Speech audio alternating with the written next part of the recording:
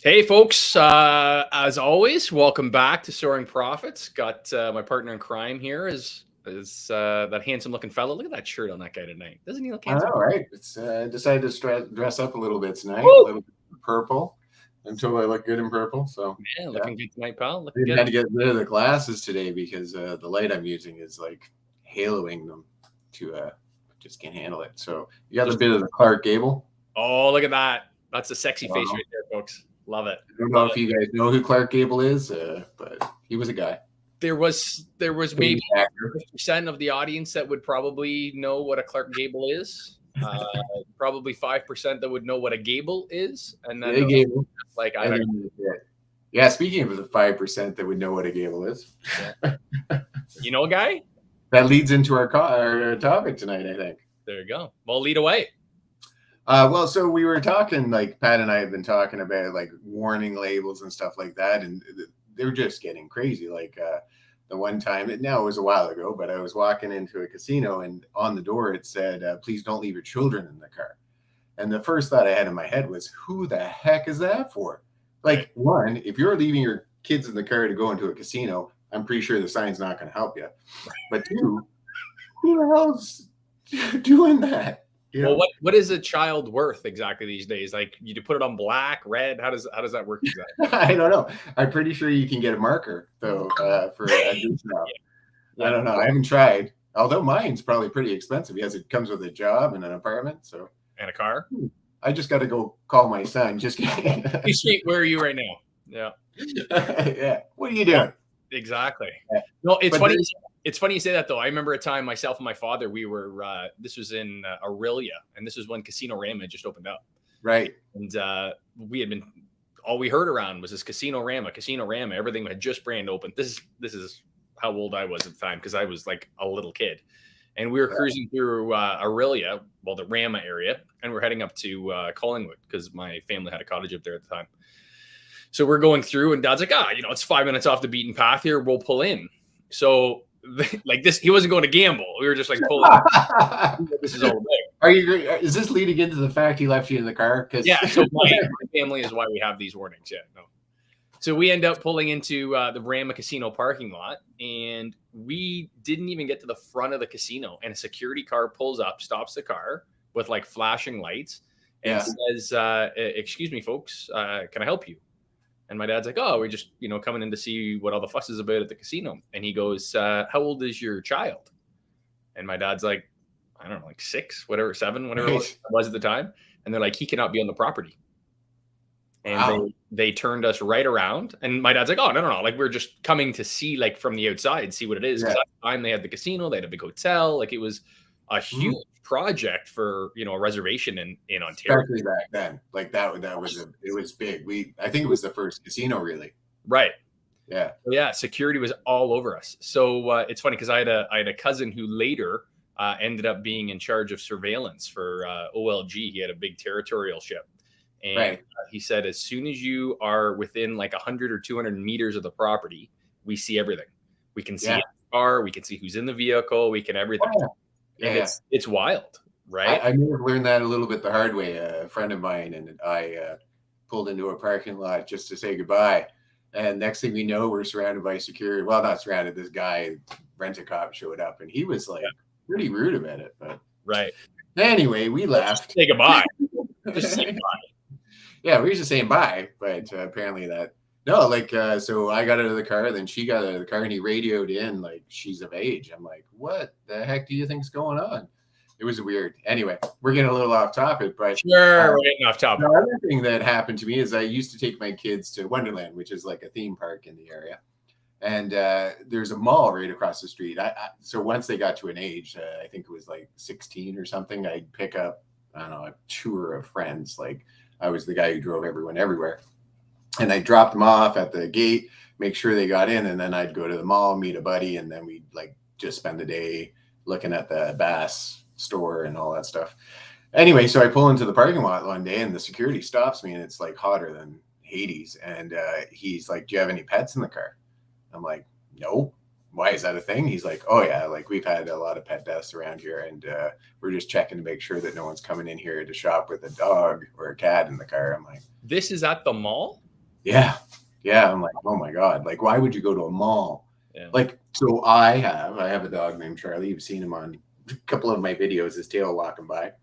And for sure, you stop at a store, you run in, you get like a coffee or whatever. Like I've gone into Tim Hortons or something, but that's it. But you're going to a mall, you're there for hours. Like, Yeah, it's not it's usually crazy. a quick Like, suit purchase. and it just led me to believe, like, who needs these warnings? Like, it's just wild. Like, that's pretty dumb. Right. Like, Yeah, we're you were kind of, saying earlier when you were kind of briefly talking about this, you're like, the hot coffee, the hot tea, the hot that yeah. kind of stuff, right? Hmm. It's starting to feel more and more and more like we're kind of dumbing down the existence of humanity, right? Like if you don't know that coffee's hot, and yeah, I know that there's an angle that the coffee was so hot that it took skin off, and it was the machine, was problematic. But like that coffee is, say, show. Yeah. Yeah. You have no purpose for drinking coffee. I don't think we need it on the cup. Like, I don't need a little label saying that, Right. on the cup, or like nut bags that say may contain nuts. is hilarious. Yeah. To me. I get other products that say may contain nuts. Nuts are a very serious thing, but there's like when it's nuts. Yeah. That's nuts. I think we know it. Right. So like, who is that for? And it always leads me to believe that there are people out there. There's got to be. Like, why would it? Well, there's that and the whole legal thing, right? Because in the States, more so in Canada, you can be sued for everything. So, like, there was the big case where the more I've heard about it, it was McDonald's error. Yeah. The woman. Yeah. It actually was McDonald's error because they were serving coffee that was like radioactive hot. Yeah, lava. Yeah. Lava hot. And she really did a number on herself and ended up with very little money. Yeah.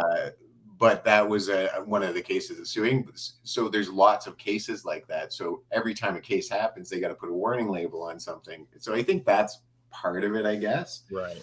But to say don't leave your kids in the car, that's just stupidity. Well, what you were saying the other day that Joe Biden is looking, and here's my political spin, right? That's how I run with this stuff. Always got to be there. Yeah. That's me. Joe, I don't have it confirmed fully, but yes. What are your people saying? What are your people in the White House saying? Oh, well, my people in the White House are confirming it. They're going to wake him up from a nap and let me know. Would you? Old Sleepy Joe? Oh, Sleepy Joe. Well, what's he saying? Explain to us. So what I was hearing, and this was through a couple of sources, and none of them really confirmation from the government, but he was looking to make a law that cars would have an alarm to tell you that it's too hot to leave your baby in the car. And I was like, pardon? Like, at what point do you leave your baby in the car that you need a warning label, like an alarm to tell you that it's too hot? So I looked into it and I saw things around it, but I never actually saw that he was bringing in a law. But there is talk about cars having that kind of thing, that making, it just, I don't remember a time. Like, I'm sure I left the kids in the car with the AC running while I was like talking to a friend and they're having a nap, but I'm standing beside the car. Right. But no, I wouldn't even run into a store when my kids were in the car. That wasn't a thing. So I got a family story. It's a bit of a nightmare. I was having, I think, like my first communion or confirmation or something like this, like 100 years ago. And we were having, so my family, we had like a lovely home, in-ground pool and that sort of thing. So we had everyone at my place. And my cousin has like this young infant child and went out to grab something out of the car while the baby was sleeping, and the doors lock. And at the time, it wasn't like your key situation like they are now. When you put your keys in the car and the car is locked, the car is locked. Mm-hmm. So I had this, like, first of all, my cousin is like having a hissy fit going, oh my God, how did I do this? I'm the worst parent ever.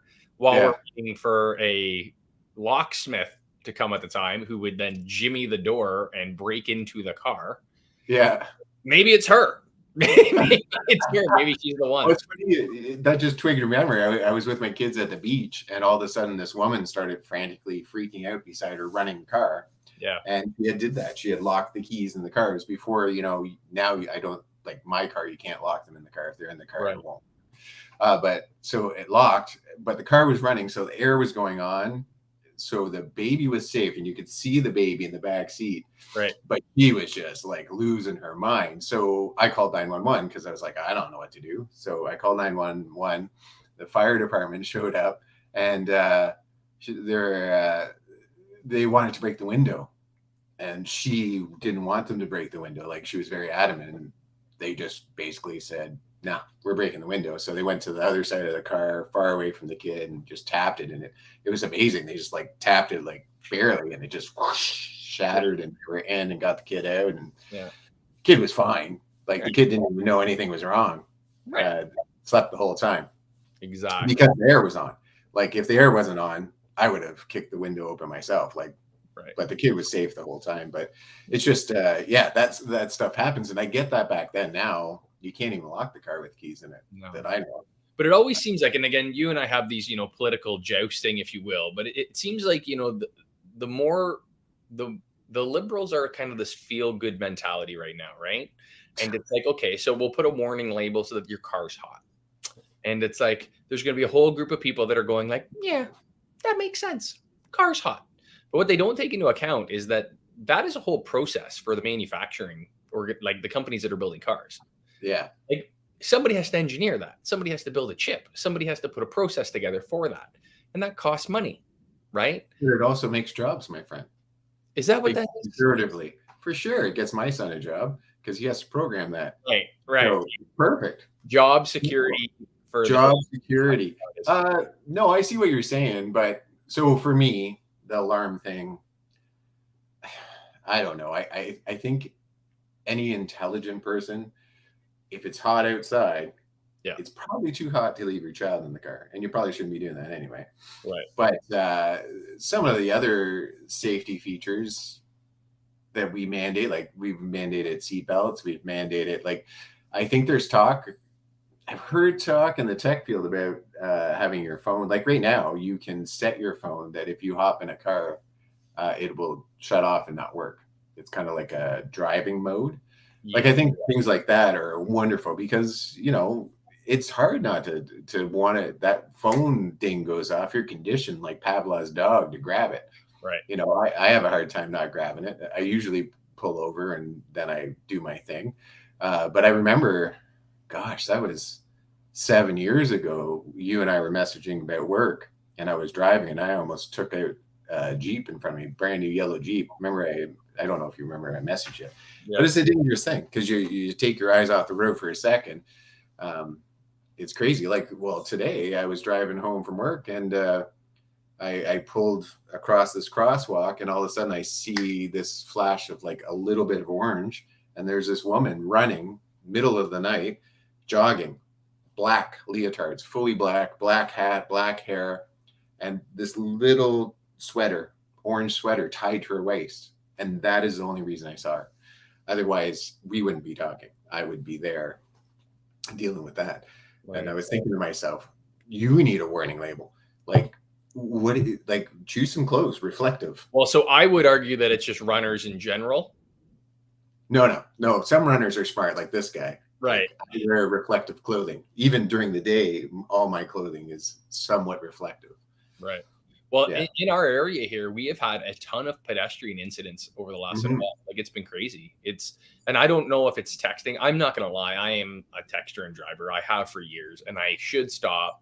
And this will end up in the civil suit when I end up actually hitting. Right now. Yeah, that's right. Yeah. But it is. Like, we're all tied to our devices. Yeah. I'm so busy doing all kinds of different things. And then all of a sudden, like, you get like that ghost text, right? Like, you don't get a message, but you feel it in your pocket. I don't know if you've had that ever before. Oh, I totally have. I felt it. Right. And the phone's not there. Right. And you reach down and go, I don't even have a phone there. You feel that vibration. You show a little nipple there? Was that almost a nipple? Yeah, little nipple. Look at this guy. This is now X-rated. Will be demonetized. That'll be terrible. Because when we're monetized. Have we been monetized all this time? Wait a second, buddy. I gotta talk to our account. Checks? I haven't got a check yet. What's going on? See, used my address when we signed up. I see. Yeah, smart. Barely. Business, but business. So, how many close calls have you had? Not many. I don't know. No. Like I really don't. And I don't Yeah. know if just by sheer luck. And I'm gonna just absolutely smash the shit out of something tomorrow, I'm sure. But like that is just a real thing. But Yeah. like I don't. And I don't know, maybe it's just the way that I've been probably just been very fortunate is probably what it is. Well, it's possibly because like, so I didn't grow up with the tech, so that it's all new to me. Yeah. So when I'm on the phone, I'm very distracted. It's all encompassing because I got to go like to type. And whereas you talk and type, you can video chat, you Right. video quite often and stuff. You are very aware of where all the buttons are. Yeah. Where I have to look Yeah. where a button is, and I bet you don't. You probably don't even need to look, right? I remember when I was a young man, like I would drive, like my first car was a green Pontiac Sunbird, I think is what it was called. And I used to leave here and I would drive to my parents' place, and it was about a 50-minute drive. Right. And I would not stop texting the entire time. And that was like back when it was like the QWRT. Right. You had to like 2, 3, 4, 5, 6, right? And it's Yeah. bird. So, and I would just cruise. And that thing, that hour-long drive, there was many a time that I did in about 32 minutes. Yeah. Might or might not have been speeding as a young moron, and just absolutely rolling, just flowing along, like knee driving the entire way, like that. And it's a miracle that I wasn't killed or killed somebody else. And that's where now, like, especially as a father, you look at the stuff and you're like, so my daughter, when she's old enough, when she has her car, the phone's in the trunk. Right. Yeah. Well, she won't even have the phone. You'll get the phone when you arrive at your destination. Right. Like, there's gonna be a lockbox in the trunk that'll have like a code for it to go beep, and you're there. Good. Yeah. Okay. You can have it now. I did know so many people that got themselves in so much trouble over the years with texting and driving, not paying attention. Well, we have. I've always struggled with, and I know that the science behind it, but I've struggled with the equation that it is as bad as drinking and driving. Like I've always struggled with that. I just never notice it. Like I find myself when I do text, and again, I know I'm wrong. Like there's no right way to do this, but it's I find that I'm very aware of everything when I am, because I realize I'm texting. So it's like I take an extra look. I try to be much more aware of my surroundings farther ahead.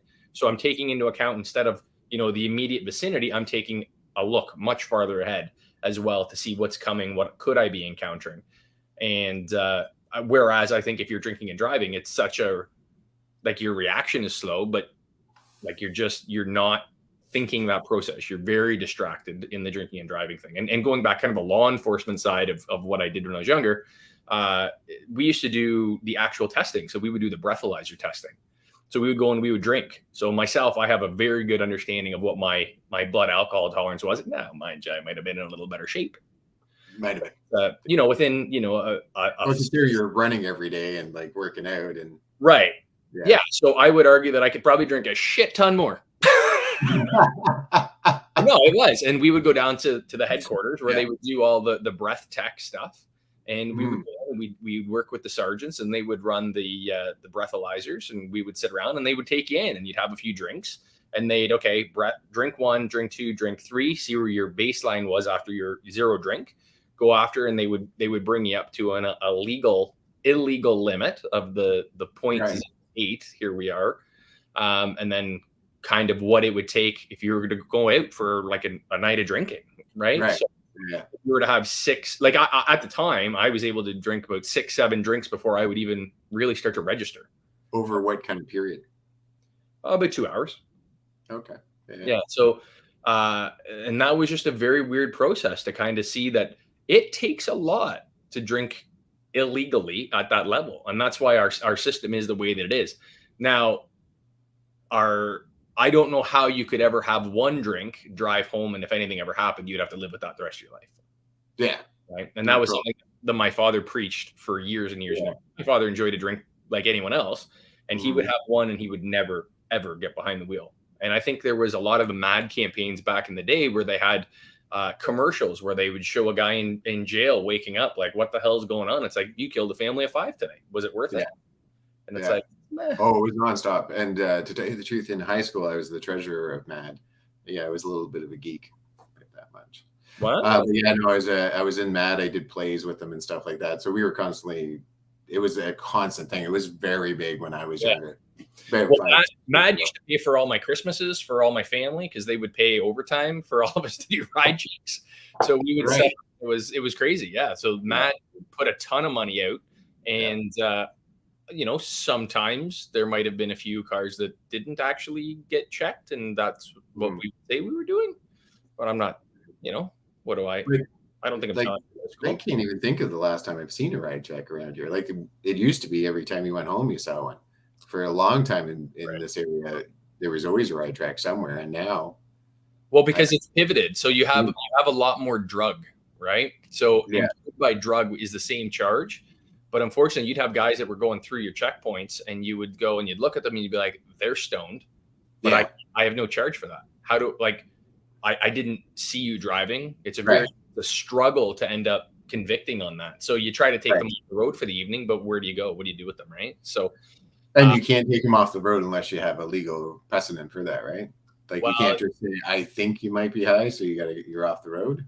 well, that's the issue, right? If you get a good Yeah, defense lawyer, and as soon as you pull them off the road, they say, "I want to call my lawyer," and yeah, they go, "What are your grounds?" Right? So, yeah, our system is not great. However, when you finally have grounds and you end up going through a process with them in the legal process, uh, it's not a good one if you are found guilty. Like right. it is a nasty, nasty, dirty process. You end up with fines. You end up with the ignition interlock process. Like it sucks. So don't do it. Right. That was another thing I heard that so I don't know if it's true or not, but there was talk about having breathalyzers in every car or something. Have you heard anything like that? Like Well, they do that for if you've been convicted. Like it's a no, I know that, but they're talking about having it in all cars. That was I someone haven't who heard that. kind of I think that it would be put that problematic forward. into civil liberties and stuff like that, right? So Yeah, I thought it would be kind of crazy. So I don't know if it was like a fringe group trying to push it forward, and I just came across it because I do come across some things like that once in a while. But yeah, I just thought that would be exactly. I just thought that would be a crazy thing, like to put that in place. I just like, especially in the States, that's not going to happen. In Canada, I could see it happen because we're a bit of sheep once in a while. And well, in the United States is a very different drinking culture than we do, right? yeah. Like everyone has DUIs in the States. Well, so if you are in the farming rural community of Canada, it is quite common for them to drink. Like, so I have family members who are farmers. Well, I don't anymore, but I did. And Well, tell us what happened. you would, so you'd hop in the truck with them and Yep. they'd be like, oh, we're just going to go down the road and see Bill. And Yep. then they hand you a beer. Travel. And then you drink a beer because you'd have a traveler, and then you get to Bill's place, and then you'd have 2 or 3 beers there because you're just talking about whatever. Maybe you're buying a tractor or whatever it is. There's always a reason, or a fence, or I lost a cow, and then oh, we're going to check on Jill and see how Jill's doing. He has a 6th calf, and then you go over there and you have another traveler, and it happened all the time. Yeah, and the people that I was with, definitely not the only one, and when I ask him about it, he'd be like, well, what's going to happen? Like, really, I'm in the middle of nowhere. What am I going to hit a cow? Right. I'd be like, yeah, but you know how dangerous this is. Right. Well, the horse always knew how to get home, right? So the Amish, that's true. Family would just, buckle up and old Betsy's going to be home. But no, not that I'm saying that I am very against, like, I don't drink and drive. I'm very against it, but this was when I was young, man. I was 20-ish. Oh, everybody's got uncles. I had a death wish, I think. Not a death wish, but I was invulnerable. I just, you don't think about things like that. It's not going to happen to me. So now I wouldn't even dream of it. It's been years and years and years, but. Well, that's the thing. And we've had these conversations about, how children change in fatherhood and that sort of thing, right? Oh. And it's one of those things that, like, how could you sit across from your children, right? And explain to them that, you killed, Mrs. Smith coming home being an arsehole. And then dad's going to jail for a little while. Right. I've done all the right things, but I made this one really terrible decision, and now it affects you. And yeah. Or even worse, I pass away and then they have no one to support them. Right. which is even worse. That then what do they do? Well, they'd get a collection of pretty fancy shirts, though. Like you and I talk about all the time that families that don't have fathers in their lives, that's a pretty serious thing as far as you and I are concerned, because we're family men. We believe that the male, just like the female influence, both are equally important. Now, I'm not talking about LGBT community. That's different. So don't start flooding my network with that, because that I do have a different opinion on that area.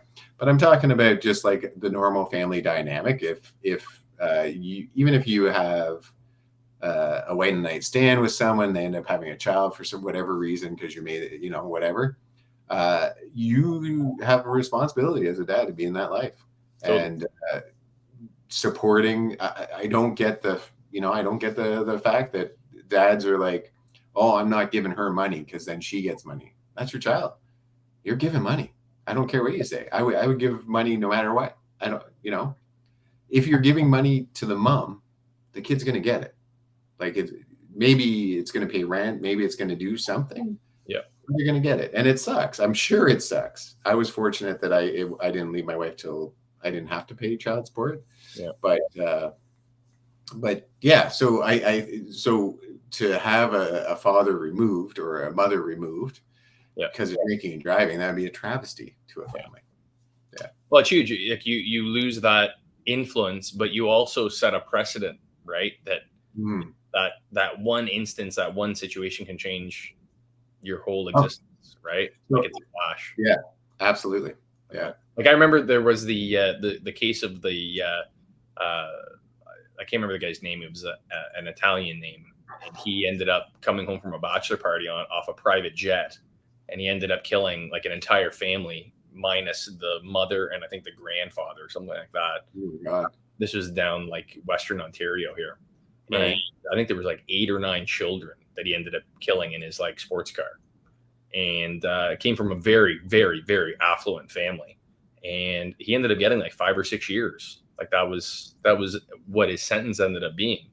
And he completely ruined a family.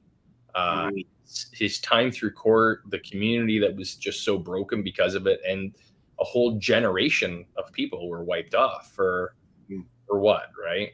So yeah, because you hopped off a plane having a good time. Right. Yeah. And realistically, the guy probably was like, I'm fine. Yeah. Yeah. Right? Well, that's the problem when you're drinking and you're like on that cusp, that edge. Right. You think you're fine. Yeah. And you just have to have the maturity to go, no, I've had 3 drinks. I'm not fine. Right. I'm not okay. So I'm not going to go. Right. Hop in the car. We have all kinds of things like walking, driving.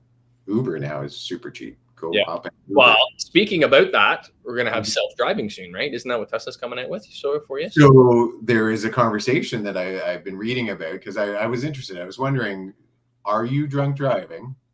Right. If you are in a car that is self-driving alone, so you're the operator, and apparently you are. That is considered drunk driving. So if you own a Tesla right now and it's on auto, because I think the high-end Teslas can do that. Autopilot, Autopilot. And you're drunk, you can be charged with drunk driving because you're not care and control of your car. Right, exactly. So you are in care and control. So we used to have that where you'd pull up and there'd be a guy sleeping in his car, and you'd go up to him and you'd be like, hey man, what are you doing? And he'd be like, oh, I'm sleeping off the night before. And you go, no, you're not. He's like, what do you mean? I'd be like, you're care and control of your vehicle. Like you could have just pulled in here because you saw me down the road and you pretend that you're sleeping. And as soon as I just woke you up, you're loaded. And as soon as I leave, you're going to drive off. So I can't take that risk. And that ends up, it is as big a deal in the criminal justice system as it should be, as the actual charge itself, right? But it's all too often. And the guy thinks he's doing the right thing. And I hate to say it, there's some discretion, I'm sure, that a lot of officers use in that situation, where it's like, hey, this guy, he decided not to leave from the arena, the country dance, and he's out sleeping in his truck, where you might go, come on, I'll take you home. Yeah. But that is just as serious, right? So I had that exact thing happen. I was too drunk to drive home, and I knew I wasn't driving home, and I didn't feel like walking because I was pretty drunk. So I hopped in the car, I started it up, and I pulled the seat back, and I lied back, and there was a tap on the window. And I rolled down the window, and it was an officer, and he Yeah. explained that very thing. Yeah. I said, I'm just sleeping. Like, I don't plan on going anywhere. Like, Yeah. I just sleep until morning, till it's warm enough that I can walk home. Like, really, I'm not planning on going anywhere. He's like, but your keys are in the ignition and your car is running. So right now, technically you're driving, sir. So you could get a DUI. I'm like, oh my God. Like, so I turned off the car right away. He's like, that doesn't help. The fact of the matter is you were. Yeah. So we talked for a while, and then he like, I'm right outside the bar, the car is right there. So he just ended up telling me to put the keys like at the back window. Yeah. Not that that made any difference at all, but he said, I'll be driving by a couple of times this evening to make sure that you don't go anywhere. Yeah. And so that's what he did. Yeah. Like, I literally saw him come by a couple of times, because I don't know if you ever slept in the car. It's not the greatest. But yeah. And then in the morning, the sun came up, so I walked home, and yeah. But Out of the driveway. I was very lucky, because apparently I could have got a DUI, like been charged, handcuffed, put in the back seat, and taken away. Yeah. Like, it was not. I had no idea. I thought I was doing, like you said, you think you're doing the right thing. I'm not going to go anywhere. I'm going to just sit in this car. Yeah. But anyway. No, it's crazy. Well, again, that kind of leads back to like the self-driving technologies and the trust that we're putting more and more and more into technology. We kind of preface that with the texting and driving and that sort of thing. And when Elon Musk, with all the stuff that's going on right now with Twitter and all the battles that have been going on, one of the reasons why the Tesla evaluation, bringing the market stuff all back around, the Tesla evaluation has gone so crazy is that they believe wholeheartedly, investors believe wholeheartedly, that your car now is going to be not only a form of transit, but a form of communication. So you're going to be able to watch things. You're going to be able to do what we're doing here right now within the vehicle. So there's cameras in the car as well as outside of the car. So you're going to be able to do this. You're going to be able to stream. You're going to be able to Zoom call. You're going to be able to do all this stuff while you're in commute. And Apple, I don't know how many people know about this, but Apple has been under the development of an automobile as well, a vehicle as well, for a number of years. Yeah. And they actually just recently fired their head of design for the automotive sector. And people are like a little baffled by that. Like, is this not going to happen anymore? Right. The concept that a lot of people have come up with is that a completely driverless vehicle where you kind of get into almost like a shuttle, and all of the windows that would be otherwise just out into nature are devices, like they're screens. TVs. Yeah. So you're able to sit in there, you're able to watch Netflix, you're able to stream things, this becomes a device on wheels, and you can commute back and forth. So the reason why Tesla runs away in the evaluations, or most people are like, Tesla is so overvalued, you miss the opportunity for it to run, is because they look at this company that's a car company as what's called software as a service. So a SaaS company. Yes. And the evaluation on those are crazy, because once you build the machine that builds the machine, it's just press, repeat. And that's why Netflix, right? Yeah. They build Netflix once and everyone buys a subscription. Mm-hmm. Well, when Tesla comes out with the self-driving car, they send one car and it can drive around all day and collect people, entertain people, and you would do that as a subscription. Right. Well, your car sits in your driveway 85% of the time. If it gets out picking up people all over the world, all over the country, right? Away you go. And that's why the evaluation is gone crazy. But when we look at Tesla over the last little while here, it's gotten hammered. The stock has really been pummeled, because a lot of people are saying, hey, right now we're a little bit concerned about what China is going to look like.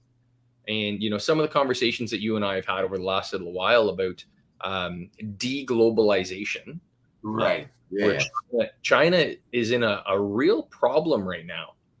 And if they're going to be deglobalizing, like, let's just back up 1 second here.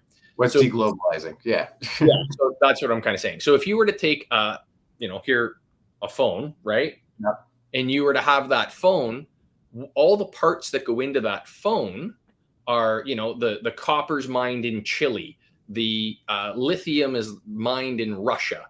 Right. The manufacturing is done in China. Like the rubber's in Africa. Right. All of these pieces that have to come together require globalized trade. Okay. So when we had COVID, we had a massive shortage of global trade. So people are like, holy shit, China locked down 200 million people, and Foxconn, the company that manufactures the phone, they can't be manufacturing phones if people are locked down because they got the cold, right? Right. So what happens is that I like how you slid that in. like that. I believe it was COVID. People died, but I Wow. won't. But I'm not saying that that's not a thing, and COVID was a real thing, but like the way we handled it, especially in China, is insane. Insane. Right. We will get back to that. Right. So if you're going to have electric vehicles, right? Remember all of the supply chain issues that go into that. Right now, in oil, in gas producing cars, and I'm going to bring up the oil price because I nailed it. You have like two countries you got to deal with, right? You have Russia and the Middle East. Those two areas. If you can be nice to those people and get them to deal with you. Canada's not a competitor right now because oil sands have been really downplayed because it's not environmentally friendly. You liberals. Right. Well, but they're not. They haven't found a safe way to extract it from the sand. So it makes sense. We did it for 100 years. So like, what not? And we've hurt the environment for 100 years because we've done it. Yes, I agree. But now people are going to starve to death because they can't afford bacon. We also shut down our asbestos mines too. Like, should we reopen them? Because I'm pretty sure that Quebec didn't. Be helpful. Sorry? Quebec still mines asbestos. I don't know that. Check it out. You can bring it up right now. Where are they mining it for? Largest asbestos producers to the third world. Wow, that's horrendous. Trust me on this one. It hits home. Canada is one of the largest miners of asbestos, and we ship it to India. Wow. Yeah, it's unbelievable. And the reason why we do it is, and it's all done in Quebec, is the fact that in these developing nations, it is still such an appropriate product because they need insulation, they need ways to keep fire retardants, and they can't afford the chemical processes that we do here. So they use asbestos. And for those of you who don't know, is that my father, he died of an asbestos exposure related cancer, mesothelioma, and it hits very close to me. So I have done an intense amount of research in this, and Quebec is one of the largest producers of asbestos in the world, and we ship it all over to these developing nations. And there is what is called asbestos trusts that have been set up for survivors of asbestos. And you'll hear like, these cheap bullshit lawyers that are like, call us, we'll get you $1 billion. Yeah. Right. If you did that 50 years ago, you probably got a chunk of cash. The problem is there were billions of dollars set up in these trusts, and it's almost all gone. And all of these affected by it. Yeah. Hundreds of thousands of people. And we haven't even started the third world yet. That is wild. Yeah. Well, so it's my understanding that there's two types of threats for asbestos. There's the loose asbestos, so that'd be insulations and stuff, but asbestos was also used in concretes. Right. And so as long as you never crack that concrete, that asbestos won't hurt you. But as soon as you bang into it or chip it or whatever, it's super dangerous. Yeah. Because the fibers get in your system, and right, you're very aware. I had no idea, man. I thought so. Me bringing up asbestos was not because I didn't know that Quebec. No, not at all. Yeah, no, I like to bring awareness to it because it's wild the amount that we do, and there's whole communities that are still based around the asbestos mining in Ontario, in Quebec, sorry, and there's so many livelihoods that have been tied to it. I wonder how you'd even safely mine that stuff. So asbestos is a rock. Like it's a fiber. Yeah, it is. It's a fibrous rock. Yeah. Right. You can almost pull it apart. It almost like accordions open. And we still ship a ton of it. Russia is also a major center for asbestos production, and they mine a lot of it. And it to be honest with you, it was such a during the Soviet era, their ability to mine at such large volumes.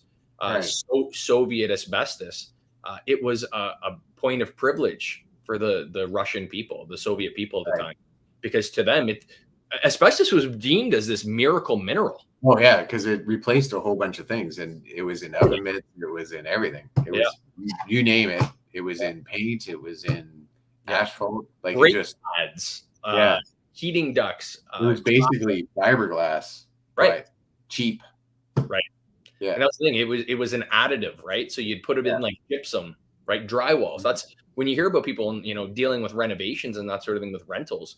When you break into walls, like anything out of the 50s, 60s, 70s, up until about the 70s, you had to really be worried about it. Like tile was unbelievable. So everyone goes into these homes and they look at kitchen tile and they're like, oh, there's laminate on it. Oh, it looks like a vinyl. And it's like, that vinyl ain't vinyl, baby. That's it.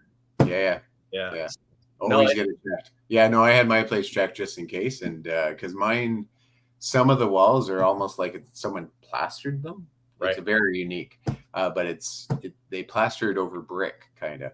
I don't know. I don't really get it, but there's no asbestos in my house. I guess that's what the word I got. Anyway. Well, and like you said, a lot of it, if you leave it untouched, you're more or less safe from what people say. Now, I don't know if that's just bullshit or not. I don't like with everything that my family's went through with it. I wouldn't want it. Period. Right? Like it's such a concern. Exactly. So. Yeah, but governmentally speaking, the government jobs I have been in, where it's part of the whole safety. You have to learn how to stand on the ladder and how to deal with asbestos, and that's what they say. And I would think the government's going to tell you the most updated information. Because they would never lie to you. No, they wouldn't.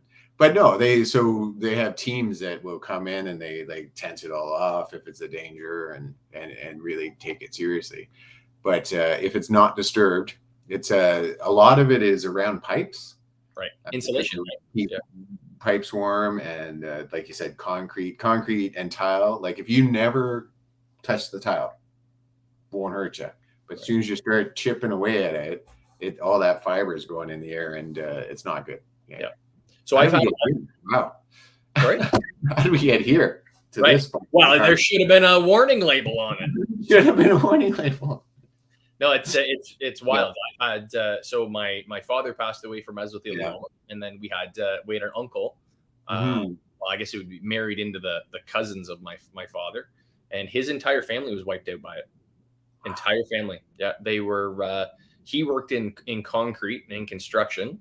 Yeah. And he had it. His father died of it. All of his brothers and sisters died of it from exposure from when their father would come home on his clothing. Yeah. Yeah. So he worked so heavily in it that his wife ended up dying because she would work and wash the clothes in it. It's it's wild, So it's one of those situations where I think that, like that as a warning label. Yeah. I get it. Yeah. Hot coffee. It contains asbestos. Right. Yeah. Well, I think that's the craziest part about it. And I challenge people to look this up afterwards, because you can go on YouTube and that sort of thing, and you can look up asbestos and asbestos in Canada. And there's documentaries after documentaries after documentaries that are talking about this toxicity that Canada is shipping out. And again, like we say, right, the government is supposed to be like on this stuff. Yeah. But there's such a market. Yeah. We're all over the sands, the oil sands, and no one talks about this asbestos mine. I had no idea. Like, as far as I knew, all the Canadian asbestos mines were shut down because of what was going on. So this is all news to me. Yeah. No, it's and it's funny because they mine it here, and in English it'll be product of Canada on these bags. Dangerous asbestos products. So the warnings are all there, but then they ship it to India, and the people that are loose, they might have an old dirty rag on, and they're flowing it around. But it's funny because again, we're very lucky to live in the country that we live in. Like, you and I have talked about this before, but I've been in countries, on trade stuff where I've been, like in South America, especially, where like no gringo should ever have been. And you walk into places and it's like one story, for instance, is that my father and I walked into a cowboy hat manufacturer when we were down in Leon, Mexico, which is like the middle of Mexico. There's no beaches, a lot of tequila, but like there's nothing sexy about this area. Hot. Desert. It's just mountainous, desert, desolate, industrial wasteland. Mhm. And we're standing there, and these guys are telling us that the really fancy process that they make these cowboy hats and boots and all kinds of stuff. So we're standing there one day, and this guy is making cowboy hats. And if you know what a straw hat is, like a straw Yep. cowboy hat, Yep. it's actually made of straw, right? The old ones a million years ago, Panama hats, they're Yeah. made of paper, and they buy these blanks that they bring in, they form them, steam them, and then they lacquer them. Well, this little Hispanic guy is standing there, and he is Weird. spinning these hats in lacquer, and he is just covered Wow. stem to stern in lacquer. And Right. the crazy thing about it is that Yeah. and dad, and as terrible as this is now looking back, my Yeah. new like industrial safety stuff, Yeah. he's standing there going like, that guy's gonna die. Right. Like Yeah. you're just pumping these chemicals into you, right? Yeah. It was kind of just of the adage is that they were just replaceable. Sure. Well, there'd be lots of people. Everyone wants to work. Yeah. And It's not like it you're would've a been a good job. union. Yeah. There's Like no that guy would have union been job. waiting for that lacquer job. I guarantee it, because it was an easy day as opposed to like I've been in places where, again, just in Mexico alone, where you walk in and they're making cowboy boots, and they're Yeah. standing there. And I don't know if you know how a cowboy boot works, but you have an upper, and then you have a sole, and the last thing that goes into a boot. So they'll be sewing the uppers, and cowboy boots are really decorative, right? Like they're colorful and all kinds of cool stuff like that. And they'd be standing there like sitting at desks, hundreds of people sitting at Right. desks with sewing machines on the side of them, just and the company owners are standing there going, hey, look at us, like look at how humane our work. Yeah. Look how great our factory is. Yeah. And it'd be 200 degrees in the place, and they'd just Right. be boom.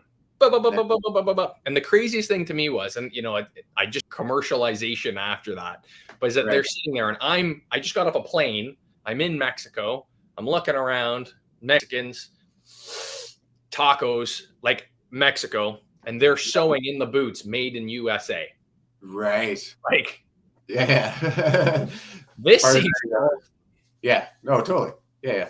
but Well, so I can't remember what the product was, but I was talking to someone who manufactures, and I don't remember. I'm sorry, I'm an old man, I forget.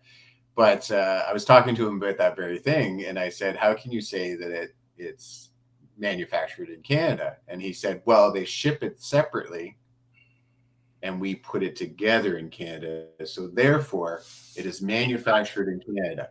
Yeah. None of it is built in Canada. Like all the injection molding, all the parts and everything all come in a kit, Yeah. and someone puts it together. So then you can say it's manufactured in Canada." It was my understanding of what he was saying. I think that's even a process that they've put a lot of effort in to try to make that work. Yeah. These guys Yeah. are like, "Se hablo español." Yeah. Yeah. No, totally. Yeah. No. Yeah. No, it's an interesting thing, and we know it's happening, but we still buy the stuff because it's cheap. Well, And that like goes you were back. saying, though, getting back to the economics, I remember you and I had this conversation that in China, like that filled their dollar stores, it filled all our cheaper like Walmart stuff, and now that they're saying no, we're not going to do that anymore. Yeah. Like you were saying yourself, so how are we going to get this cheap stuff now? Well, you and I, when we talked when Trump came into power, and his whole policy was America first, made in America, that sort of thing. And I said, yeah, like there is going to be, if he can do what he wants to do, he's going to tariff the shit out of China, and then there's going to be a pain for a few years Right. while the supply chain pivots, until those dollar store crap items that a whole population of people survive on, You live off them. Yeah. live off them, right? Until that whole population pivots to either manufactured in the United States, or the American wages raise enough to get people out of the dollar store buying. Right. And this is where we are now, is that we're going through that supply chain problem right now, but none of the manufacturers come back. And that's where Biden has really choked on that, is that you have all of the supply chain bottlenecks that, Trump was looking for. But when he was like, I want to have plates and glasses and the Chinese crap made in Alabama, and I want it made in Detroit, and that just hasn't come back yet. No. So this is where inflation takes over and you have a problem. The problem with China that is so scary is that we might have seen within this year or maybe next the last of supply chain from China. And that's crazy. So Wow. again, going back to my analogy of the cell phone, if you have nations that are saying, "Hey, we're not sending our products to other countries anymore because we're worried about our own people. We're not sending the copper to make stuff other places. We're going to keep it in Chile because we need to make motors here and we need to make batteries here. We're not sending it." Yeah, Okay. because we can get it from China or whatever other country now. We can't import. So now we're going to use our own resources to. It would be like. That's China. Yeah. China, you go in and you build at Foxconn there, and then they're going to lock down 200 million of your workers, and they go, "Sorry, not building nothing." Yeah. Right. So you go, okay, well, then we're going to, well, I think we're going to see a pivot into Africa, and I think India. I think that a lot of these hubs are going to start to pivot, right? But if not, then you have a fall of globalization.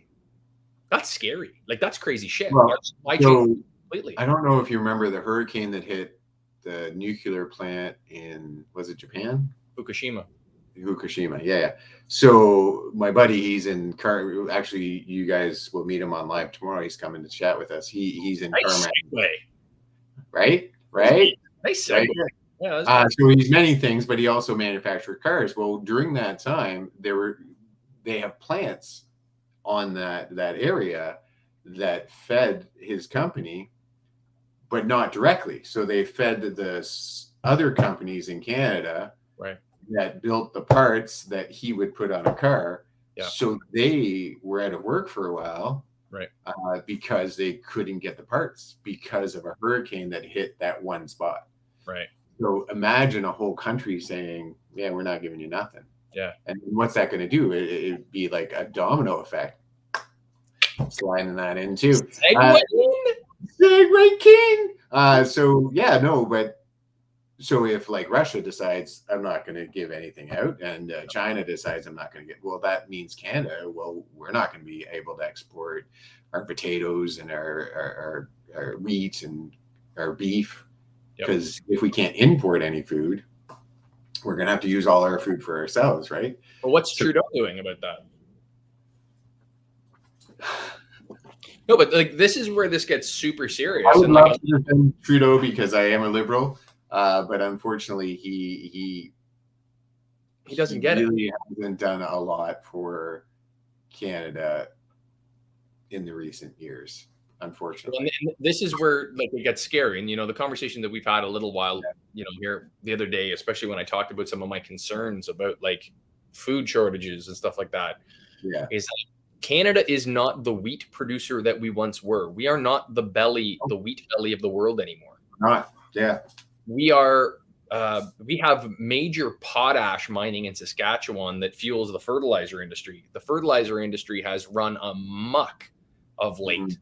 Prices have soared. They're starting to fall back now because they're actually seeing that people are using other products. They're going to different chemical sources for other than potash. Well, if you don't have fertilizer and you can't feed your people, you have a problem. And this is where China, if China decides that, hey, we're not sending our products, we're not going to manufacture anymore, we're going to become more inward looking. And every nation in history has done this right before major global conflict. Right. You mean war? Well, sure. We don't want to say it, but you mean it. That's what you mean. Right. So like if you go back to World War I and World War II, everyone was very isolationist, right? Yes. These are simple terms that we learned in high school, guys. So that everyone became isolationist and very nationalist, right? Yeah. And a lot of people, hated Trump, and they would call him, a Nazi, and they were like this nationalist agenda. And it's like, okay, for all rhyme nor reason, if whether you like Trump or not, he was a nationalist. He was America first, like everyone else after us, right? He did say that a lot, yeah. Right. Okay, so now you have America. He did it a lot, or he backed it up with action, but he did say it a lot. Sure. But now if you get every other nation around the world that jumps on a nationalist agenda like that too, now it's you against me, right? Right.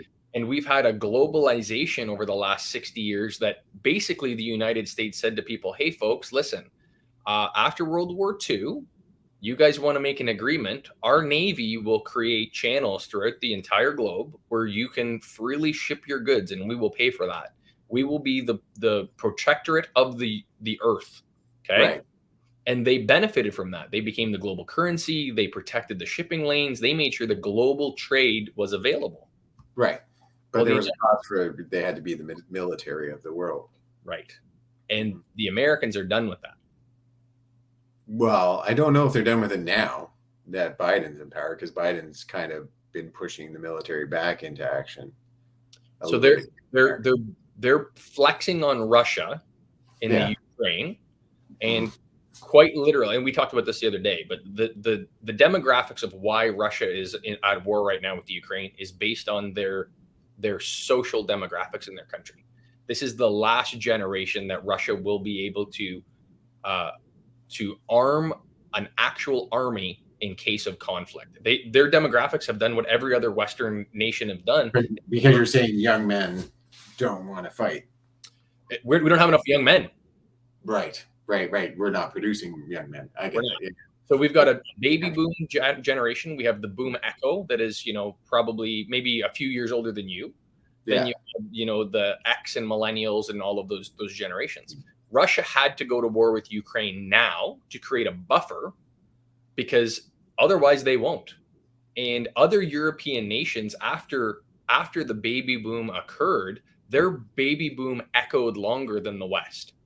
So the West won, right? World War II. And then they sat back and had babies for about 15 years. Europe was digging out of demolition. Right. Yeah. Right. They had babies. Like right now, if you think about this, the buildings were actually collapsed. We, in our countries, we fought in the war. We lost a lot of good men. Right. But we came back to homes and homesteads and food and back then, exactly. So back then, when you came back and you worked on the farm, having 5-6 children was free labor. Yeah, that's you just did that for sure. Right. Yeah. So now when you moved into the city and you industrialized, if you live in Manhattan, 5 kids is like an expensive pet. That's right. Yeah. They're not adding anything to your family. It's costing more for sure. Right. So what we did is we pivoted the demographic flip.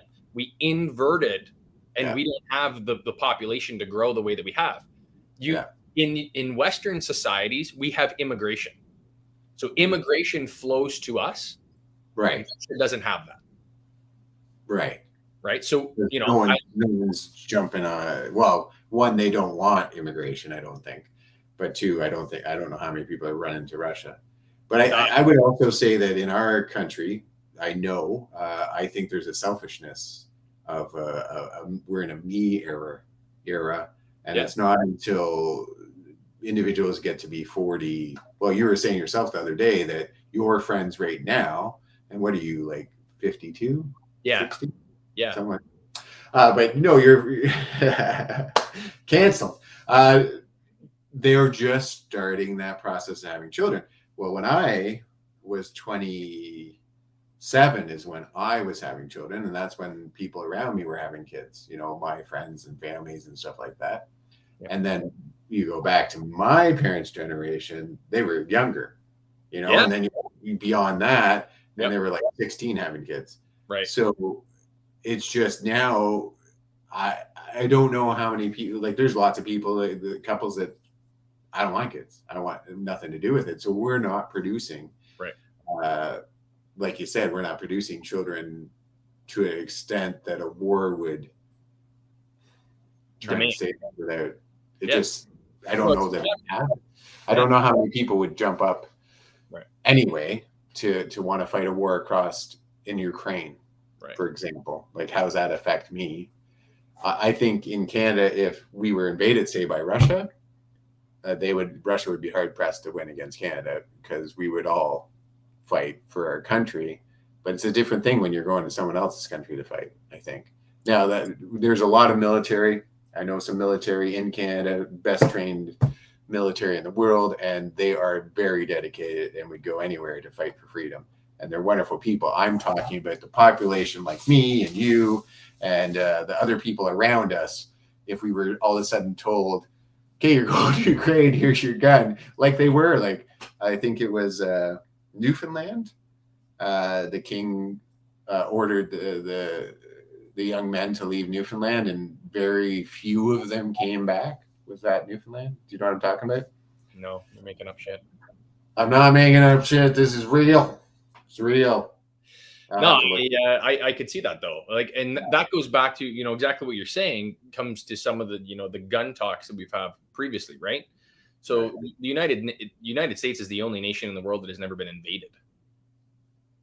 And you kind of, Canada was invaded by states, and the United States has never been invaded, and the reason is that they have a standing army, and then they have a population that is armed to the tits. I guess they weren't invaded by Mexico, because at that time they weren't the states. We bought them, right? That was the Louisiana Purchase, and it was funny. I just watched the whole thing about that the other day. See, this is what I do. I watch this shit so that I can talk about stuff. Yeah, so the Louisiana Purchase, right? And then you have the Mexican War. Yeah. Basically, you get the Alamo and all that cool stuff. Right. And Santa Ana for the Mexicans. Yeah. But America has never been invaded as the nation of the United States of America. The United States. Right. Because once they invade the United States, they have not been invaded yet. Well, if you take their guns away. Yeah. Right, and this goes into a whole other conversation. But have you noticed? Actually, so we had this talk before, and I was telling you about through my lifetime, because I've lived a long life. The movies always make the bad guy is always the country that we're fighting. Right. So I was watching. I ended up like looking through Netflix, and they're starting to be the Russia is the bad guy. Right. All over. It's all over. Like, look at it, guys. Like, look at it, your TV shows. Look at everything. Russia will be the bad guy. I'm telling you right now, that's what happens. It's hilarious. Not hilarious. It's not like haha hilarious, but it's just, it's a thing. It's a very big thing, and it's one of those things that they have to convince a population that what they're doing is ethical, and convince you to go to war. And I think you're going to start seeing army movies, because when they think there might be an outbreak of war I've lived 52 years, so I know this stuff. Anytime they've thought there's been an outbreak of war, army movies start coming out. What's the top movie in theater right now? Top Gun. Right? And it was held back for 2 years. Right. Yeah. That's what you told me anyway. Held back for 2 years because of COVID. They wanted to make sure that it could get in theaters just in time for the theater of war. No, it is. So this is where I think a lot of people, and what do I know? But at the end of the day, we are constantly inundated with commercial propaganda, governmental propaganda, everyone else's marketing perspective other than really what our own is. And, this kind of goes back to what Elon Musk has been talking about. I know we talk a lot of Elon Musk, but he's such an influence in our life right now. Well, so he's saying that, like, if Twitter ends up being, and we've had this brief discussion before, but if Twitter ends up being a company that is 20% bots, like robotic accounts that are being programmed to send out messages, I think it's pretty easy to say that has changed the social discord in our communities, our societies, the way that we look at certain things. And that manipulation, what has it done, and the damage that it has done potentially by a very, very, very small group of people, potentially an elite group of people with a lot of money with an agenda. And what are those social causes that they've thrown down our throat that otherwise we might have went, I don't know. And that's really, really scary, because the things that we think and the things that we're like, well, yeah, who cares, whatever, right? Like, I'm just like everybody else then when I think like that. What if you're not? And what if these bots have been programming this whole time? That's wild. Yeah, I don't know. Like, put that on again. So for me, I don't take my information from Twitter or Facebook. Like I get information from them, and then I go and I seek out like answers from multiple sources. Right. And I think everyone should be doing that. So I think if you're just like seeing something on Twitter, reacting, and then spreading that, that's a disservice to yourself. But like again, like when they were, even when like I'm a liberal, even when Democrats were accusing Russia of putting out propaganda about different, was it different political people Yep. to influence the election. For me, that like I see this stuff, but I have an opinion. I have my own opinion. Like I form my own opinion. I listen to the speakers. Like when Trump was running, even though I'm not American, I was concerned. So I listened to him actually speak and didn't just listen to our media tell us what he says. And to tell you the truth, he's an idiot, and he would have hung himself anyway. But They spun it.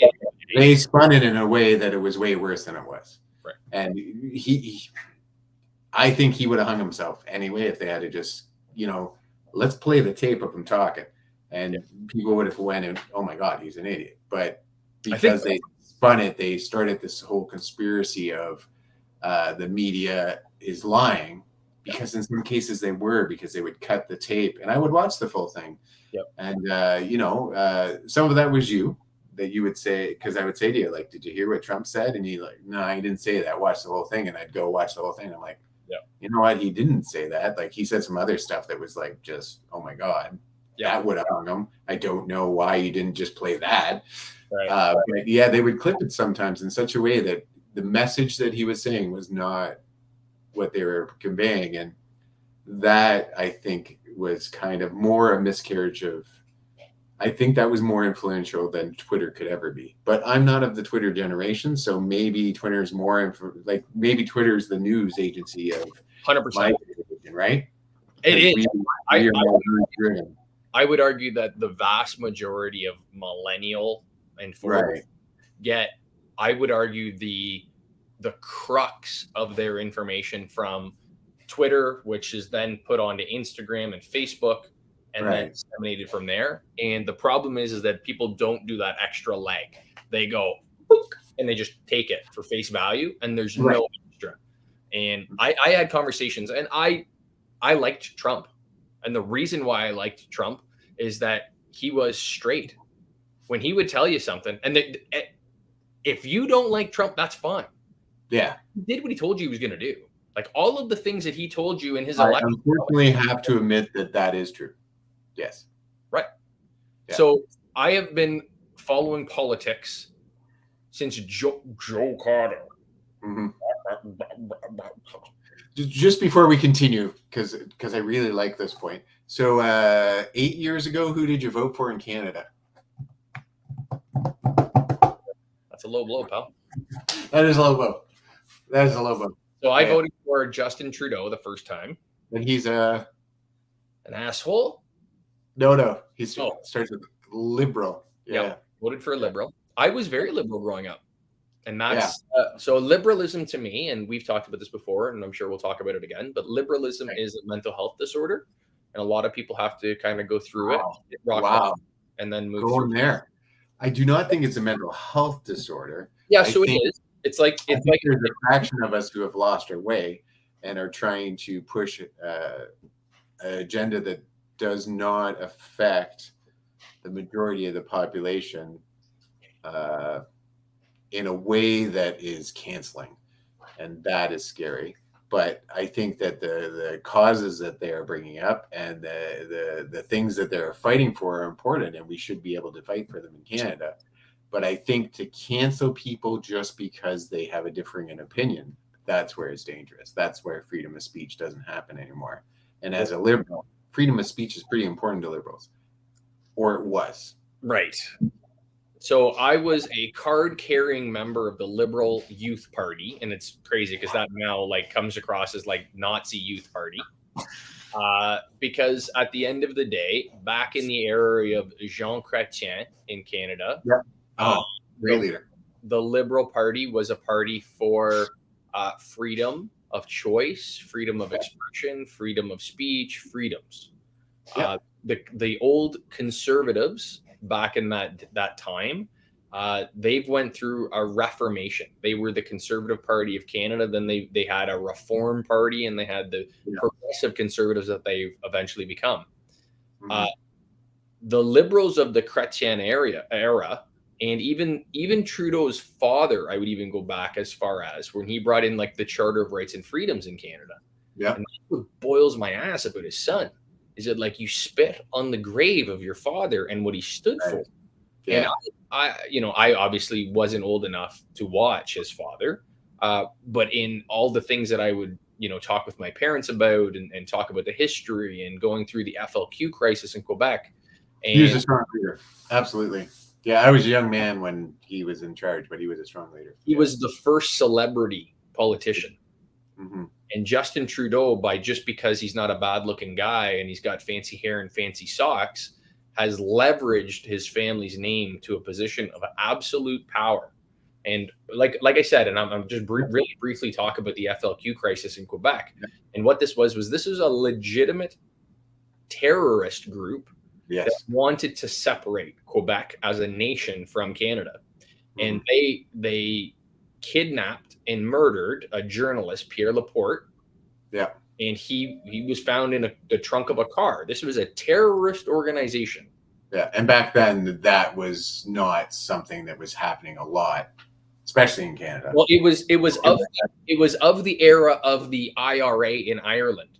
Right. And Yeah. this was when the Irish, the South and the North, were bombing each other. And this was literally a powder keg that was happening in Quebec. Yeah. And his father took a stance, a hardline stance. And, when journalists would be like, what are you going to do about this? His exact quote was, watch me. Yeah. He took a hardline quote. Yeah. Now I watch his son, 40 years later, Yeah. and I see him with a bunch of truckers that end up in Quebec that are peace. And I cannot tell this enough, peacefully protesting in downtown Ottawa. Right, wrong, or indifferent, whether you believe in it or not, this was a peaceful protest. I was there. I witnessed it firsthand. I took my daughter to it. I think they were.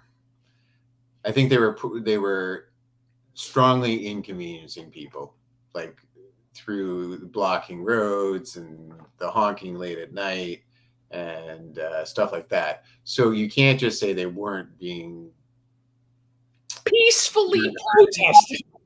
They were peacefully protesting, but they were Black Lives Matter, where the guy standing in front of like a burning building is like mostly peacefully protesting. So we can't compare that. You're absolutely right. It was a peaceful protest. I'm not saying it wasn't, but I'm just bringing to light that there were problems with it because of some of the attitudes that the truckers had, and that they were like honking late at night and they were causing disruptions. That is the most Canadian disorder ever, that they were honking. Like if you were to go to any other nation in the world and talk about riots, and they would be burning down cities, and the Canadians are just honking. And those sons of bitches honked. Have you ever had a rig honk beside you? No, but again, I'm writing that is the most Canadian form. Well, I agree. Sure. I got sidetracked. I absolutely agree with you that Trudeau handled that wrong. But I was just trying to say that the truckers weren't just like innocent bystanders just hanging out, having a like bouncy castle good time. They were causing problems. Were there bouncy castles? There were. Were they playing hockey in the streets? Yeah, and there were videos of them policing their own people. And he couldn't even meet with them. He took the same hardline approach that his father did 40 years earlier. Yeah. With legitimate terrorists, where they murdered people. Legitimate terrorists, yeah. Right. Yeah. No, it was a dangerous situation in Quebec. Like it was a very dangerous, because they were asking for a lot of things and they were threatening to do more. Yeah. Whereas they were saying, "Come talk to me," and that's my problem with it. Is that they had the right to protest because we're liberals. We should believe in that. That's what we're saying. That's what we've been saying all year. For the last 3-4 years, we've been saying everyone has the right to protest. Natives have the right to protest. Black Lives Matter has the right to protest. these hardworking truckers have a right to protest, and farmers were joining them, and tech people were joining them. It wasn't just truckers. He should have went and talked to them. Yeah. But he didn't. So what did he do instead? What did he say? Yeah. Trudeau? I know this really bothers you. That's why I'm saying, leading you into it. Fringe minority group? Is that the line that you're going for? Yeah. But he went harder than that. Views? Yeah. Oh, and he called them terrorists. But see, this was his FLQ movement. And this is the problem, is that liberalism, the truckers were not golf shirt wearing, suit wearing protesters. No. They weren't the country club folks. Yeah. They were hardworking, blue collar. They were the canary in the coal mine of what was coming down the pipe. And Canadians laughed and scoffed at them and said, these assholes, what are they doing? And that's the problem, is that you cannot scoff at the people that put bread and food on your table. And that is liberalism today. Liberalism is this identity that is that I am better than you. I am more educated than you. I am. And if you are not, then you shall not have the same opinion. Or I don't think that that's entirely true. I don't think they're scoffing because you're not as cool as me, or you're not as intelligent as me. It was more because the idea during a pandemic that you're going to get upset over not wearing a mask and shut down a whole city, a major city, and a parliament because you don't want to wear a mask. But was that? I know it's deeper than that. Right. But I'm telling you, that's what people in the liberal, the people who follow the liberal stuff were feeling. They were feeling, you are going to all this effort. You're shutting down a city. You're holding up our parliament because you don't want to wear a mask. Just freaking wear a mask. Like, put on a mask. What's the problem? Just go why don't you want to save lives? And that was the problem. That they didn't, it was very much felt that they didn't want to save lives. Just throw on a freaking mask. Now, there was also, and it didn't get talked about a lot, and I only know it because like I said, I always do my research. It wasn't so much about the mask. It was about being forced to take the vaccine. And now I took all three. I think that we should take the vaccine. I think it's great. I'm not sure that we should force people to take it. Like, that, again, we have freedoms in the country for a reason, and maybe that's a conservative viewpoint. I don't know. I don't think it's a liberal viewpoint because I'm old school liberal, and I think an old school liberal, like you're saying, Trudeau days, Chrétien days, I don't think they would be pushing that you have to take. I don't know. But then, our kids and me, I have a circle on my arm from a vaccine that I had to take as a child. So maybe they would have. I don't know. So the truckers, after hearing what you're saying there, the truckers were the canary in the coal mine, like we've talked about before. Yeah. With all of the things that are coming down the pipe right now. They saw it first, and they said, last week I was your hero, bringing your products to your shelf, putting bread on your table, folks. And now I can't get across the border to put bread on my own table. Yeah. And gas prices at that time were flying up, inflation, supply chains, everything. And it was because of the Canadian government's policies, whether you think they're right, wrong, or indifferent. Yeah. And what they were doing is they were saying, wake up. And Canada hated them. And I hate to say it, but there is such a liberal dynamic in the media and the CBC. Don't take my word for it. Look how much money the CBC gets from the federal government every year. They are not going to not say exactly what the Liberals want because they support them. The money that goes to the media in Canada is ungodly. It's like no other nation in the world. So our TV stations are funded so we can control that we have Canadian content, not necessarily to control the news stream. It's so that, like, there's an actual figure, and I don't know what it is, that if you're a Canadian channel, you have to have so much Canadian content. And that's what that's about. That's why we give money to the channels. We're not like, taking over channels. I think, but I agree that some news medias are liberal and some are conservatives, and you got both sides saying that, it's not like the Dan Rather of the day back in the day, way back when or Walter Cronkite, where it was just, he literally just spew the fact. Like, he wasn't saying, he just spew the fact. What are you rolling your eyes about? Do you agree that Walter Cronkite was an efficient director of news during Vietnam?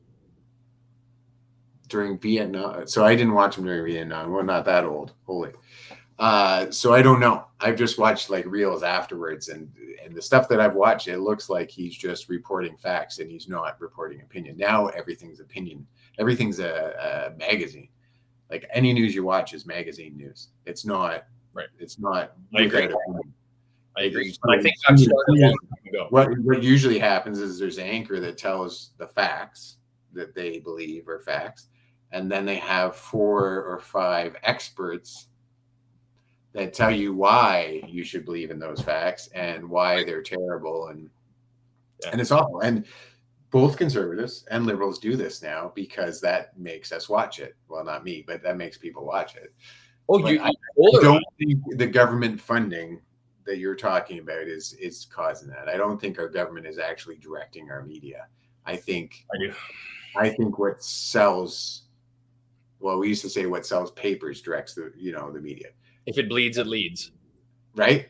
And I think that's all that's happening. I think, like right now, like Johnny Depp is all over the place. Like, I don't know why people watched hours of Johnny Depp. Before that, it was Will Smith. Like, there's a war going on in Russia that's supposed to be really important, but I haven't heard anything about it in quite a while. How about how about like stories that would really affect people, like Ghislaine Maxwell and right, or even the economy. Well, you have to dig pretty deep in Google, in YouTube right now to find, like, there are so many, because since I've been talking to you, I've been looking at that stuff because I want to prepare myself. There are so many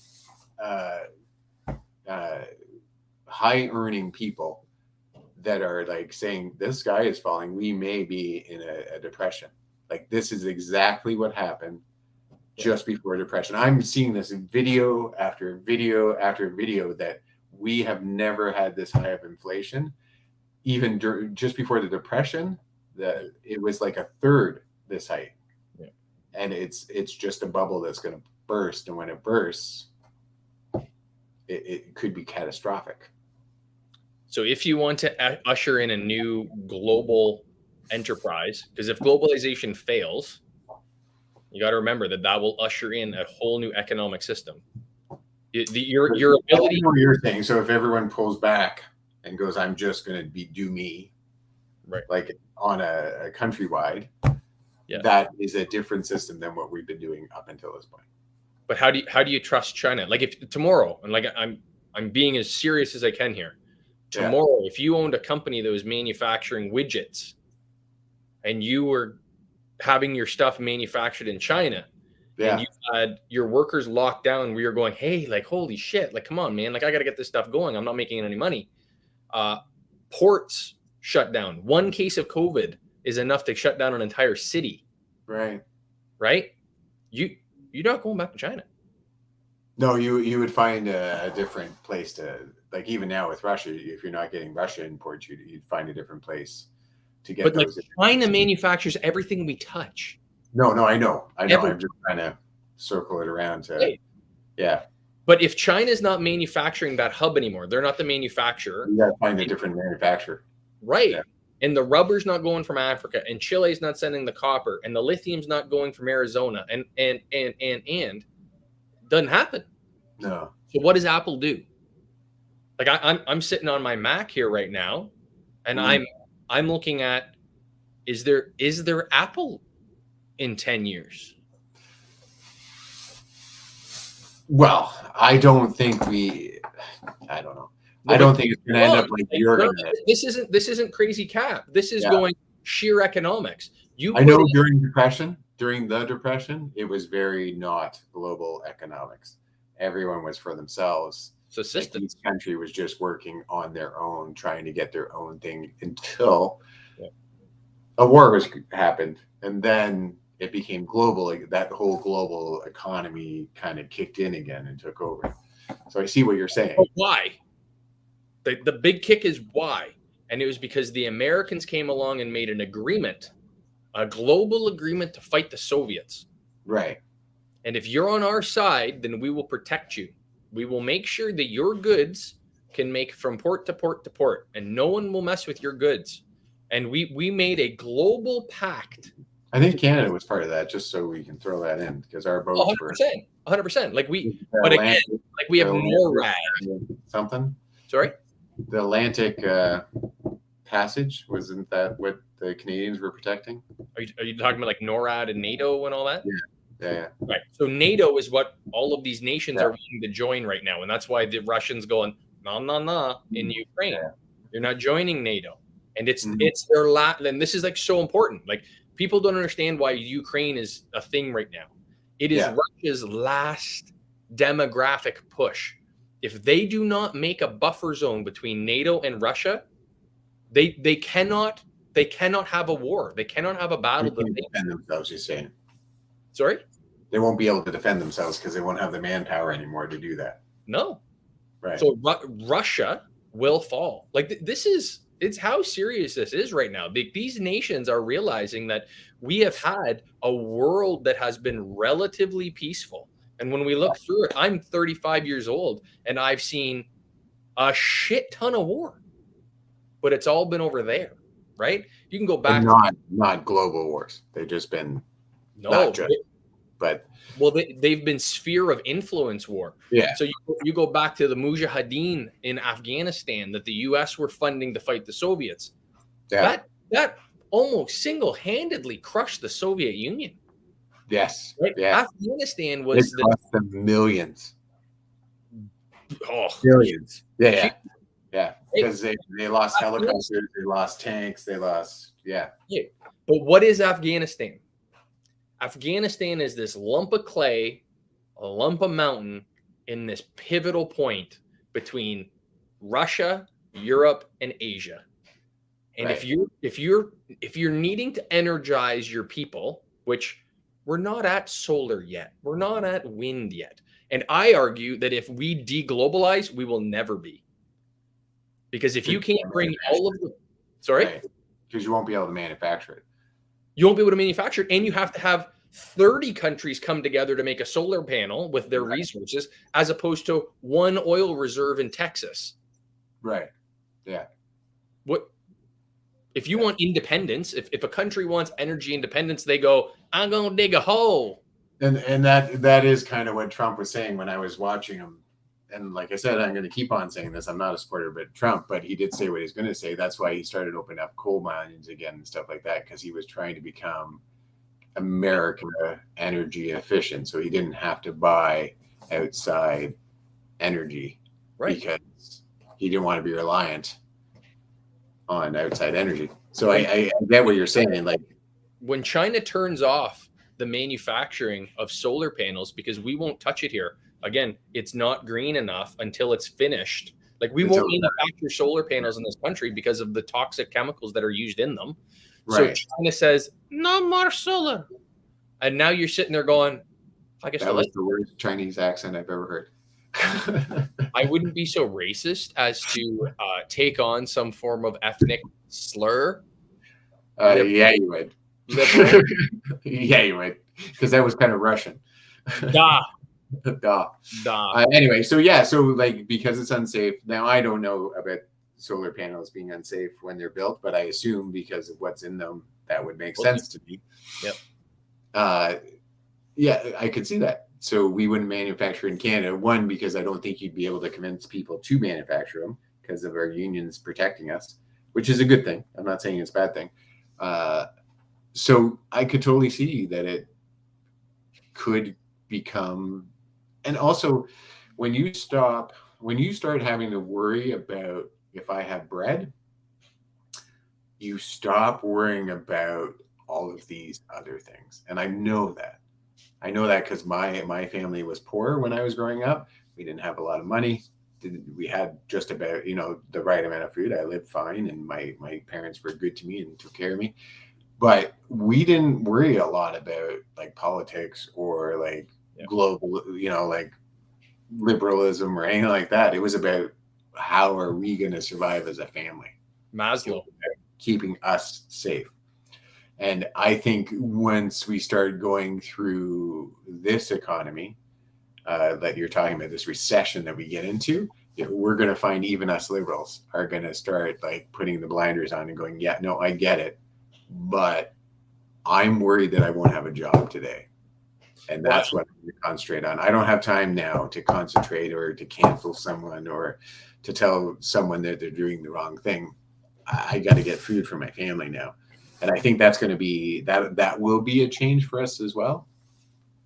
Well, I think that's liberalism at its core. It's been a group of elites that have hierarchy through Maslow, right? Maslow hierarchy of needs. You go from, subsistence, and you travel up, and you have food and safety and security, and you move yourself through until you get to this like self-actualization where you're a troll. And then therefore you get to determine to everybody else what is morally and ethically responsible. That's liberalism. Conservatives do that as well. I'm just saying, like, conservatives do that as well. I think it's a matter of free time. We went through a lifestyle. You have to work all the time to. You have way too much free time. That instead of using it efficiently and going through a domino journey, say, you are just sitting down and watching TikTok and allowing yourself to get upset over things that you don't fully understand. Or, this one person has said, oh my God, this is happening. So then you retweet it, and then it blows up into like this big thing. Yeah. Whereas if you are, worried about your job and your food, you're not going to have time for that. And I would argue that we just saw that in a provincial election. We did vote strongly conservative, like a majority, like a big majority. Over majority. And the reason is that the writing's on the wall, the niceties are gone. Right. So when the shit hits the fan, conservatives come in and clean up. They come in and clean up the liberal mess. And that's where we are right now in the province. We need that in the country. We talked about this today, just, shooting the shit a little bit. And I was thinking, like, how did Ontario vote so strongly conservative 8 months after voting so strongly liberal? And it's like they woke up and they realized that, holy shit. Well, it's the gas prices are soaring. Federally, our COVID response was not effective, and our food costs are going up, and it does seem like unemployment is a major issue. So all of those things, I think, because people are walking out of their houses now because we were locked down in COVID, and they're like looking around because, or maybe because they were locked down and they got to watch all this stuff. I don't know which it is, but I know no one wants a Justin. Like, I don't know any liberals that I talk to who want a Justin. Now, weren't a lot of liberals on the books, out in the open, that wanted a Ford, the conservative leader. But I'm going to say it's obvious that there was a lot of liberals who voted conservative. Had to be. They couldn't have won that hardcore. So maybe there is hope for liberals after all. And maybe you're just one, Ativan or Adderall or some sort of logical process to get you guys. Like, what it is they just got to take the head out of the ass, and then. For conservatives, that's true. You probably should take your head out of the ass once in a while and look around, right? And, decide that other people do exist, and they do have lives that are important too. They don't have fancy purple shirts. That is true. They don't have fancy purple shirts. You look good. That other people are important too. Anyway, this is hour and 33 minutes. Wow. Bullshit. No way. Oh my God. Like, you can't even see that you don't have your glasses on. You don't even know what you're looking at. You just been looking at a bright light for the last. Yeah, I have no idea. I'm pretending that I see, I don't know. I see a duck. Headphones or something like that. Nailed it. Yeah, no, this is what we do. This is what we always do. Join us tomorrow, though. We're going to have a new guy on, a good buddy of mine. Pat knows him well, too. He's a good guy. He has a lot to bring to the table. Yep. He's going to be a little bit more on my side, a little lefty. Tell them a little bit about Mike. So Mike is a Reiki master. I don't know if you know anything about Reiki, but it's spiritual healing. He is a bit of a conspiracy theorist follower, like Patrick here. So it could be interesting once they start talking back and forth, because they probably have different sides of the same kind of conspiracies coming up. He's a bass master, so he has been in bass tournaments where he's sport fished. Knows a lot about fishing. He's forgotten more about fishing than I know. He's a hard worker. He's raised two strong boys, one being my godson, and both have a work ethic like no other, making great money, have wonderful girlfriends, starting a career that is amazing. My buddy Mike has cut out a life that's paradise. He basically lives in a cottage 24/7 with water on both sides. Like literally in the morning, he can hop in his boat and go fishing every morning and then drive to his job. Like he really has cut himself out. And I'm excited to talk about him. I think he's going to have a lot to offer. He's kind of like us. He flows with the conversation, whatever it is. And I think you guys will really enjoy him. He's going to bring a lot to the table. So one thing I want to add there, because you'll never actually live it down, is about his wife who introduced you to, Wendy. So I figured that I would bring that up now before she decapitates you, because you went through everyone in his life except her. And I think there's a dog, right, that you didn't bring up. So her and the dog are the two that you didn't talk about. Wendy would be my best friend, one of my best friends. And I knew her well before I knew Mike. Right. Wendy introduced me to Mike. Right. So that's why I'm saying. I did not Wendy on the bench. Yeah, I left Wendy on the bench, which is not nice. A wonderful woman. Actually, probably the reason he has so much would be the truth. But backtracking, Wendy, she's back. Yeah, a little bit.